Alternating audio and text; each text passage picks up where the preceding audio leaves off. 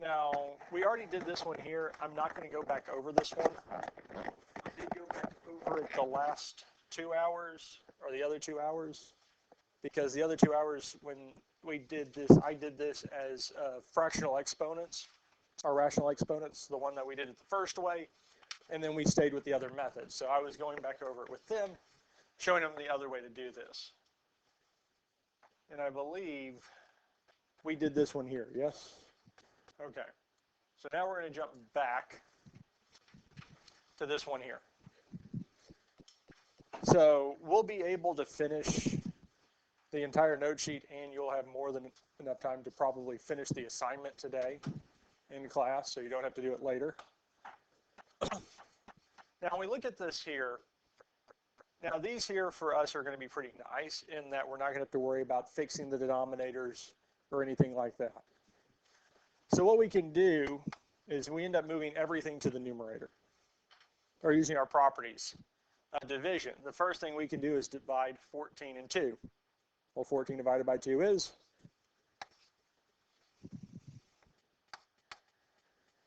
Now, when we divide like bases, we subtract the exponents. And when we have nice whole numbers like 2, 4, 6, 8, we can just subtract in the bigger. If it's bigger on top, it stays on top. If it's bigger on bottom, it stays on bottom. But with these fractional exponents, it's going to be a little bit easier to just use the property. Now the numerator, since we don't have a variable with x, or not a variable, but a exponent with x, it's understood to be 1. We have 1 minus the exponent of the denominator, which is 3/4. Then we'll move on to y next. Now, since there's only a y in the numerator, we don't have to do any simplifying with it. We can just say y to the 1/3. So we've taken care of our numbers, x's, y's. Now the last thing we have is z to the -6. But we can't leave that exponent negative. We need to make it positive. So to make it positive, we move it from the denominator to the numerator, which will make it z to the 6, +6. If it had been negative in the numerator, we move it to the denominator.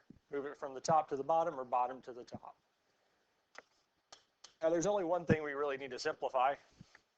1 minus 3/4 is,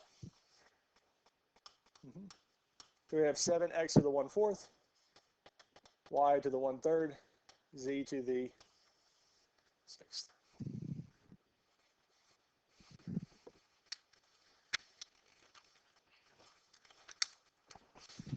And that's it. Because we don't have any fractional exponents in the denominator, all the exponents are positive. This is as simplified as it gets. Now we're going to skip to this one here, and then the rest of the notes we're not going to be skipping around.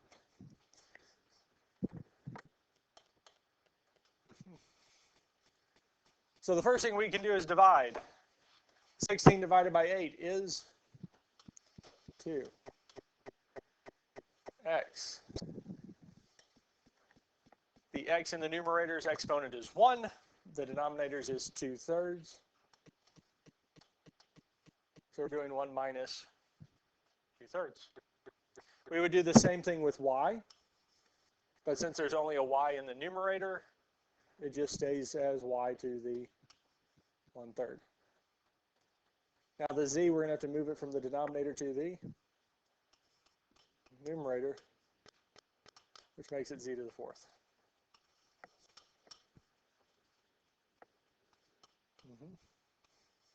Exactly. The only thing we need to simplify is the x. This is exponent. 1 minus 2/3 is indeed 1/3. And that's it.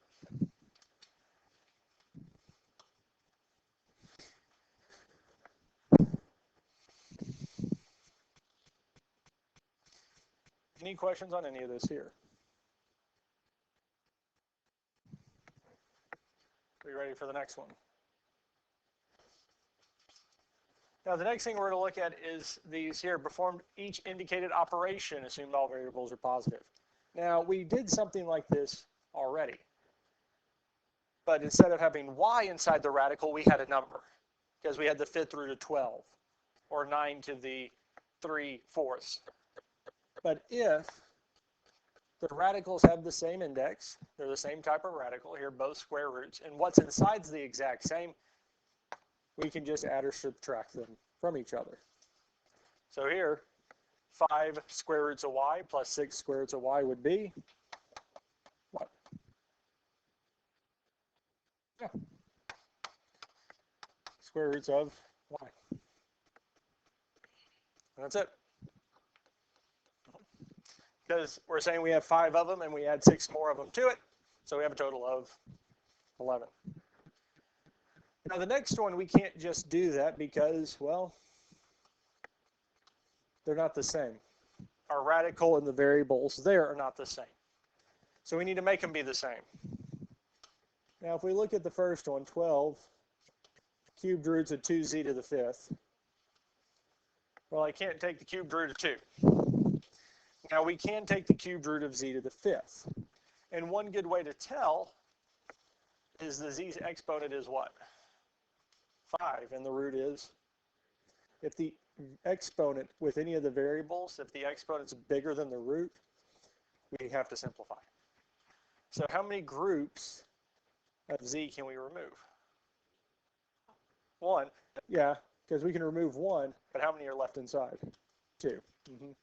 Because we can remove one group of 3 from 5, which leaves us with 2.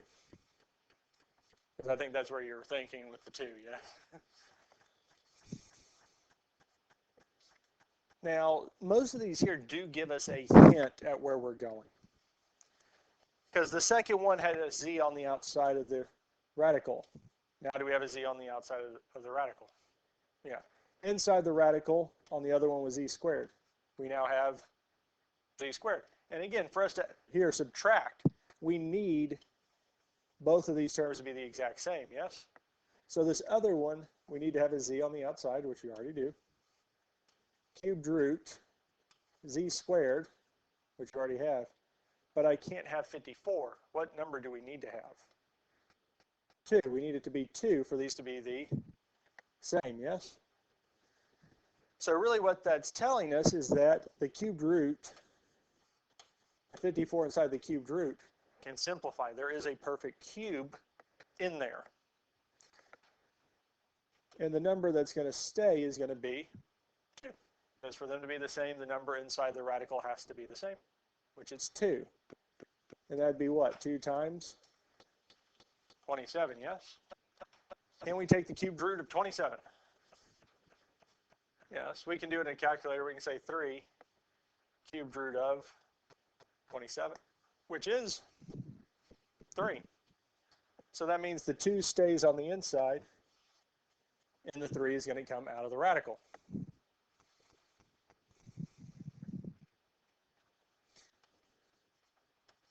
Now we have the variable and the radical the exact same in both, yes?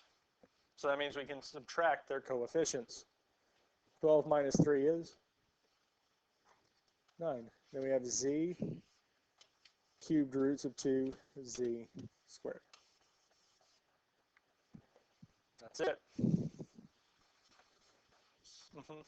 Yeah, because once we get the radicals to be the same, then we're just doing the exact same process. And a lot of times it gives us a hint on both, because the first one's telling us that we have to have a 2. The other one's telling us we have to have a z squared in there. Get them to be the same. Here, 6 cubed roots of x plus 2 cubed roots of x would be what? You're good. 8 cubed roots of x. Especially after lunch, our brains want to stall out every now and then. Let's look at this next one here. So we have 16 fourth roots of 3p to the 6 minus p fourth roots of 48p squared. So the first one we know we'll have 16 fourth roots. Well, I can't take the fourth root of 3. Can we take the fourth root of p to the 6th? Yeah. How many can we bring out? 1. They kind of gave us a hint on the other one, yes? Now we do need to be careful because sometimes that can be misleading, but here it works out that we do have 1 on the outside. How many are left inside? 2. Because if we take 4 away from 6, we're left with 2. So we have 16p 4th roots of 3p squared minus, we still have the p, that's fine, 4th root. Our p squared stays, because the first one has p squared, the second one's going to need to have p squared. But also, since the power of p, 2, is less than 4, we're good there. We need to simplify the 48, though. Do we know what number is going to stay inside the radical? 3, because for them to be able to subtract, we need this to be 3. Well, 3 times what is 48? Now the question is, can we take the 4th root of 16? Well, hopefully. Yes.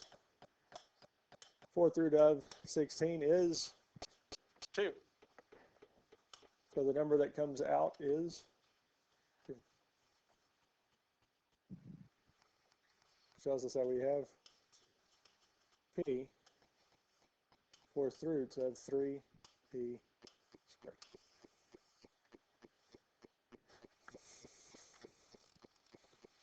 And that's it. The last step that we did over here, I was trying to figure out how you got the last part, but then I realized that was the same. They're the same. Yeah. Now, we don't specifically kind of mention this or state this at this point because it's kind of understood, is we could use essentially factoring. And I'm factoring p 4th roots of 3p squared out of both, which here would give us 16 minus 2. 4th roots of 3p squared times 14, and we get back there. And that's why we need them to be the exact same so that I can factor it out. Or essentially do the factoring out and going here. Because if one of these had said been p squared, we can't do it. This is as far as it goes. Because even though the variable outside, or the radical and everything in it is the same, we need the variables outside to be the same also. These are the last 4. Luckily, the first one's not too bad. The cubed root of 27q to the 9th. Well, we've already taken the cubed root of 27. It is 3. Now, the q to the 9th, we need to see how many groups of 3 we can take out of it, or essentially divide 9 by 3 and get.